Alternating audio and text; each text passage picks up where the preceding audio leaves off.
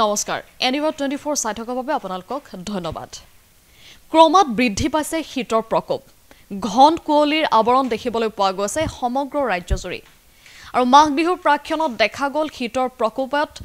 কপিছে গুৱাহাটী মহানগৰী যাৰ ফলস্বৰূপে গুৱাহাটী মহানগৰী তথা উত্তৰ গুৱাহাটীৰ যি ফেৰী সেৱাসমূহ আছিল সেয়া বন্ধ হৈ পৰিছে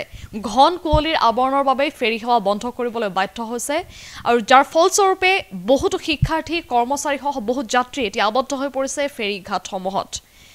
ঘন কুঁৱলীৰ বাবে এতিয়া এনে ধৰণৰ হাহাকাৰময় পৰিস্থিতিৰ সৃষ্টি হৈছে ফেৰীঘাটসমূহত কিয়নো ইতিমধ্যে ঘোষণা কৰি দিছে যে বতৰ ফৰকাল নোহোৱা পৰ্যন্ত ফেৰী সেৱাসমূহ বন্ধ কৰি ৰখা হ'ব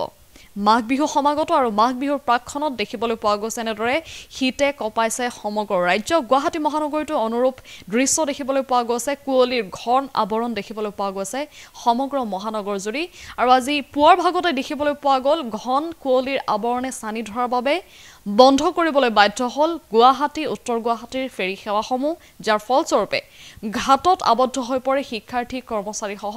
বহু যাত্ৰী এক প্ৰকাৰ হাহাকাৰময় পৰিস্থিতিৰ সৃষ্টি হৈছে ফেৰী ঘাটসমূহত আৰু ইতিমধ্যে ঘোষণা কৰি দিয়া হৈছে যে বতৰ ফৰকাল নোহোৱা পৰ্যন্ত বন্ধ হৈ থাকিব ফেৰী সেৱাসমূহ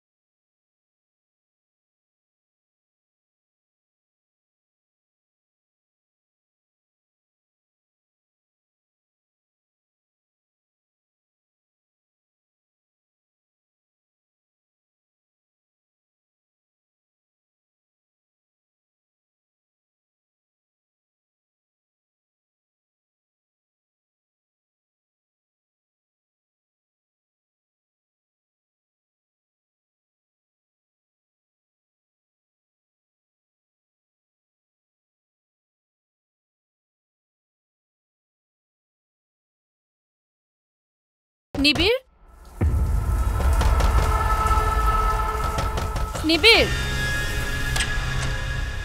কিনো অনবৰ লাগি থাকা ক'তনো লাগি আছো ইমান সময় হ'ল বাথৰুমতে সোমাই আছ তোৰ আজিকালি কি হৈছে বাবা কথা এটাও ভালকে নাপাত